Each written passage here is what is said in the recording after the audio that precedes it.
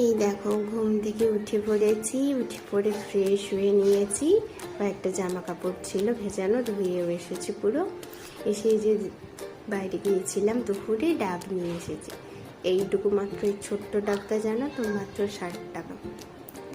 ঠিক আছে, এতটাই কম জল, কি বলবো, দেখেই যা বোঝা যাচ্ছে। ঠিক আছে, মোটামুটি যাই হোক, টেস্টটা ভালোই।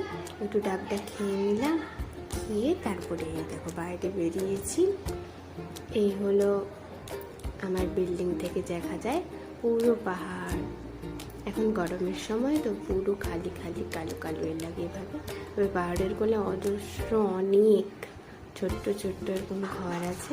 ঠিক আছে, পরে বলো তোমাদের বর্ষার সময় পরের একটা নতুন ভিডিও করে দেবো। ঠিক আছে, এইটাই হলো আমার সময় কাটানোর জায়গা। এখানে দাঁড়িয়ে থাকি, এই ধারের ব্যালকনিটা। আরেকটা দিক হলো এই দিকে অপোজিট ব্যালকনিটা।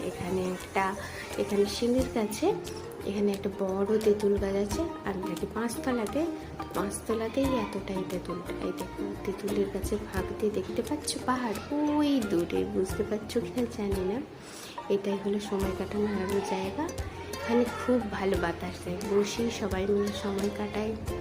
যাই হোক, এই দেখো বসেছি, দিয়ে এই দেখো এই হলো বিল্লি যে শুয়ে আছেন না আমার আধ্যা, আর ও হলো সিদ্ধ, আর এই হলো গায়ত্রী। আগেই তো দেখিয়েছি। এই দেখো এরা মিলে খেলছে। ঠিক আছে, কাতুকুতু দিচ্ছে আর খেলে এই দেখো টুকুটি করছে। যাই হোক, এই দেখো খেলতে লেগেছে প্রচণ্ড দৌড়ে দেখেছো, পুরো বিল্ডিং পুরো মাতিয়ে রাখে যেন ওরা খেলতে থাকে। আমরা বসি মজা করি। বিকেলটা এইভাবেই কিছুটা সময় কাটে এখন। এই দেখো আর কিছুজন আমরা এখানে ওঠার পর এই ঠিক কর্নারটায় আমরা বসি ব্যালকনি বাতাসের জন্য। ওরা এখন ক্লাম্বো নিয়ে খেলতে বসেছে। ঠিক আছে, এই দেখো আরও কত